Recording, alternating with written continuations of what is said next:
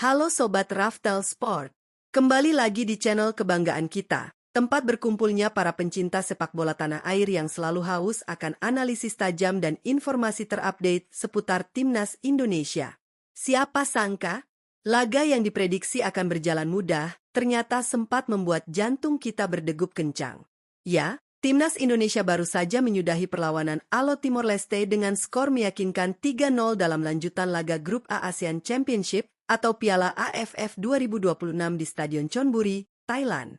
Skor akhir mungkin terlihat telak, tapi jalannya pertandingan? Wah, ini benar-benar di luar dugaan, bro. Pertandingan ini membuktikan bahwa tidak ada lawan yang bisa dianggap remeh di level Asia Tenggara.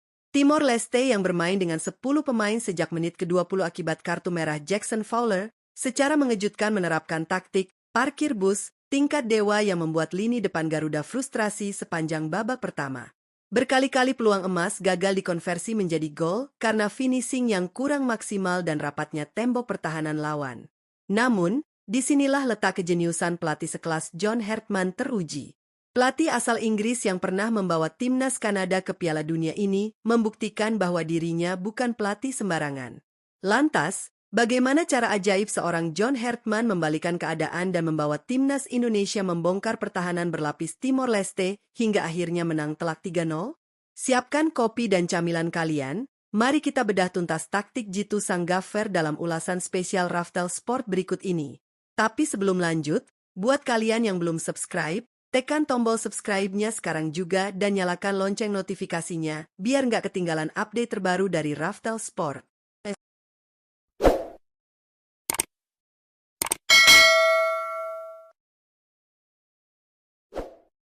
Sobat Raftel, sebelum kita masuk ke kejeniusan Hartman, kita harus mengapresiasi, sekaligus geleng-geleng kepala, melihat alotnya pertahanan Timor Leste di babak pertama. Sejak kick-off, Timnas Indonesia yang dimotori oleh Tom Haye, Mark Locke, dan Ivar Jenner di lini tengah langsung mengurung pertahanan lawan. Serangan demi serangan terus dilancarkan, dari sayap kiri, sayap kanan, hingga tusukan dari tengah. Puncaknya terjadi pada menit ke-20. Tekanan bergelombang dari skuad Garuda memaksa bek Timor Leste, Jackson Fowler, melakukan pelanggaran keras yang berbuah kartu kuning kedua. Timor Leste pun harus bermain dengan 10 orang. Di atas kertas, ini seharusnya menjadi pesta gol bagi Indonesia. Namun, kenyataannya justru berbalik. Kehilangan satu pemain membuat pelatih Timor Leste menumpuk seluruh sisa pemainnya di sepertiga akhir pertahanan. Mereka membangun tembok ratapan yang sangat sulit ditembus. Hingga peluit panjang babak pertama dibunyikan, skor kacamata 0-0 tetap bertahan. Finishing menjadi kendala utama barisan penyerang kita. Rasa frustrasi mulai menjalar, tidak hanya pada pemain di lapangan, tapi juga kita semua yang menonton di rumah. Pertanyaan besar pun muncul, apakah kita akan mengulang memori buruk gagal menang melawan tim yang bermain bertahan ekstrim? Di ruang ganti saat turun minum, John Hartman tampaknya tahu persis apa yang harus dilakukan. Memasuki babak kedua, ia tidak panik, melainkan menerapkan poin pertama, pergantian cerdas dan bertahap. Hartman langsung mengambil inisiatif dengan menarik keluar Raihan Hanan yang tampak kesulitan menembus pertahanan rapat dan memasukkan Egy Maulana Fikri di menit ke-45. Masuknya Egy memberikan warna baru berkat kemampuannya melakukan penetrasi individu dan menarik perhatian bek lawan. Tidak berhenti di situ. Pada menit ke-53, Hartman melakukan pergantian ganda yang sangat krusial. Sandy Walsh masuk menggantikan Wahyu Prasetyo, dan Shane Patinama dimasukkan untuk menggantikan Brian Fatari. Ini adalah langkah ofensif yang luar biasa. Hartman mengorbankan stabilitas pertahanan, karena lawan hanya bermain dengan 10 orang demi menambah daya ledak di area flank. Sandy dan Shane adalah fullback berjiwa winger yang memiliki umpan silang mematikan. Puncak taktik pergantian pemain ini terjadi pada menit ke-65.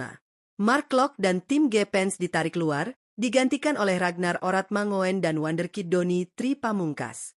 Dengan masuknya Doni dan Ragnar, Hartman secara praktis menggunakan formasi ultra-ofensif. Doni memberikan kelebaran ekstra, sementara Ragnar menambah opsi pembongkar ruang di area kotak penalti. 5 pergantian pemain yang dilakukan Hartman semuanya adalah upgrade dari segi agresivitas menyerang. Masuk ke poin kedua, hasil dari kejeniusan Hartman langsung berbuah manis. Dampak instan dari para pemain pengganti ini membuat pertahanan Timor Leste yang sedari tadi solid, akhirnya runtuh karena kelelahan secara fisik dan mental. Tepat pada menit ke-74, gemuruh supporter Indonesia akhirnya pecah. Berawal dari visi luar biasa seorang Doni Tri Pamungkas, ia melepaskan sebuah assist matang yang membelah pertahanan berlapis lawan. Dan siapa yang menyambut bola itu? Ya, Shine Patinama. Berada di posisi yang tepat dengan insting pembunuh, Shine mengeksekusi peluang itu menjadi sebuah gol yang sangat cantik. Gol ini bukan sekadar angka di papan skor, ini adalah gol pemecah kebuntuan yang menghancurkan mental bertanding Timor Leste. Parkir bus mereka rusak seketika karena mereka kini tertinggal dan mau tak mau harus bermain sedikit lebih terbuka. Keputusan Hertman memasukkan Shine dan Doni secara spesifik terbukti menjadi kunci utama pembuka gembok pertahanan lawan.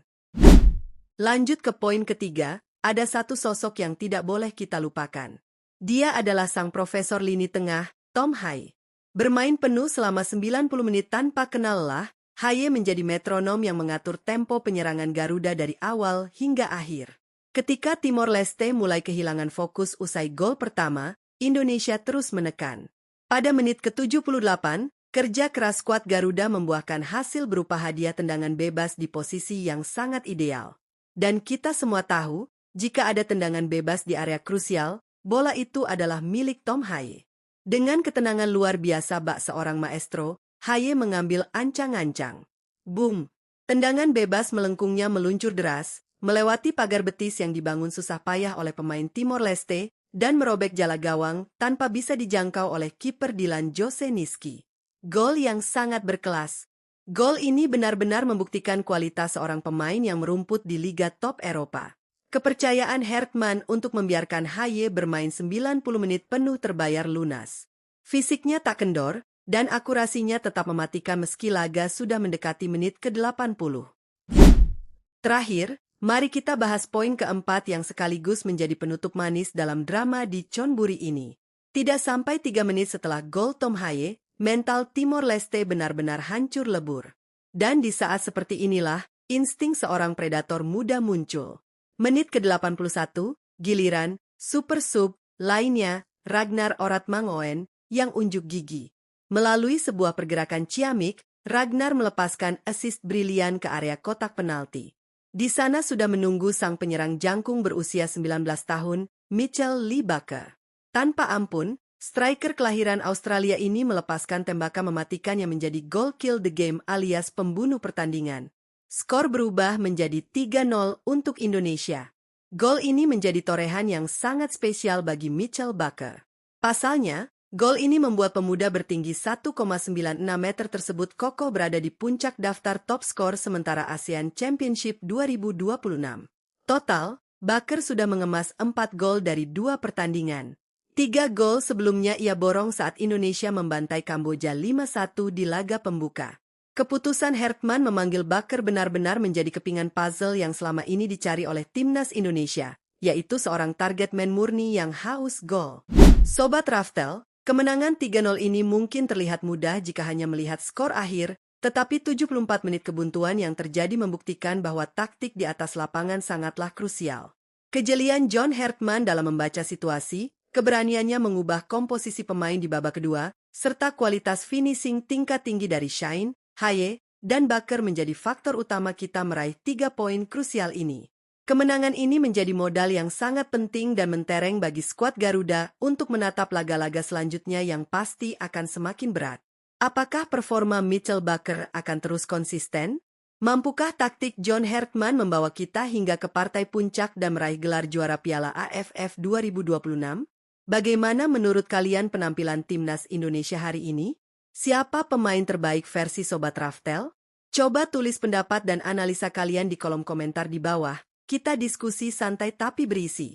Jangan lupa klik tombol like jika kalian suka dengan analisis kali ini, share video ini ke teman-teman nobar kalian, dan pastikan sudah subscribe channel Raftel Sport biar kita makin semangat menyajikan konten sepak bola terbaik buat kalian.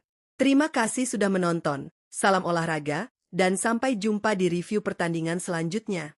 Garuda di dadaku, Raftel Sport pamit undur diri. Bye-bye.